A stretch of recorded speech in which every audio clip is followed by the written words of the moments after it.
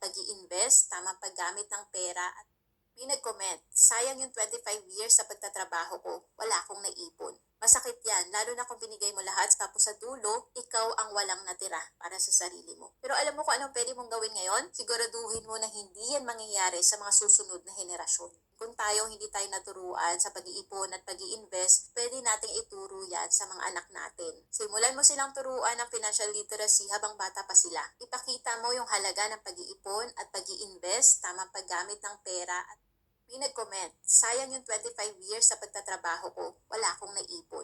Masakit yan, lalo na kung binigay mo lahat tapos sa dulo, ikaw ang walang natira para sa sarili mo. Pero alam mo kung anong pwede mong gawin ngayon? Siguraduhin mo na hindi yan mangyayari sa mga susunod na henerasyon. Kung hindi tayo naturuan sa pag-iipon at pag invest pwede nating ituro yan sa mga anak natin. Simulan mo silang turuan ng financial literacy habang bata pa sila. Ipakita mo yung halaga ng pag-iipon at pag invest tamang paggamit ng pera at may nag-comment, sayang yung 25 years sa pagtatrabaho ko, wala akong naipon. Masakit yan, lalo na kung binigay mo lahat tapos sa dulo, ikaw ang walang natira para sa sarili mo. Pero alam mo kung anong pwede mong gawin ngayon? Siguraduhin mo na hindi yan mangyayari sa mga susunod na henerasyon. Kung hindi tayo naturuan sa pag-iipon at pag invest pwede nating ituro yan sa mga anak natin. Simulan mo silang turuan ng financial literacy habang bata pa sila. Ipakita mo yung halaga ng pag-iipon at pag invest tamang paggamit ng pera at may nag-comment, sayang yung 25 years sa pagtatrabaho ko, wala akong naipon.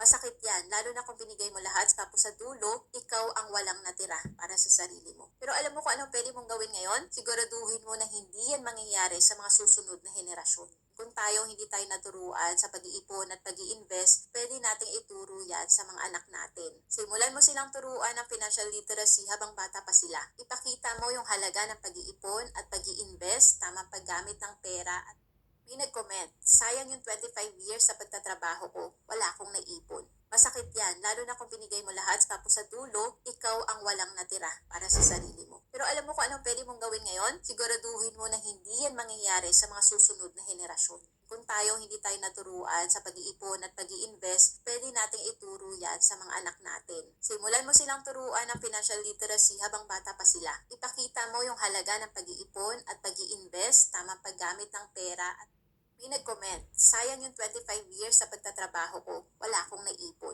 Masakit yan, lalo na kung binigay mo lahat tapos sa dulo, ikaw ang walang natira para sa sarili mo. Pero alam mo kung anong pwede mong gawin ngayon? Siguraduhin mo na hindi yan mangyayari sa mga susunod na henerasyon. Kung hindi tayo naturuan sa pag-iipon at pag invest pwede nating ituro yan sa mga anak natin. Simulan mo silang turuan ng financial literacy habang bata pa sila. Ipakita mo yung halaga ng pag-iipon at pag invest tamang paggamit ng pera at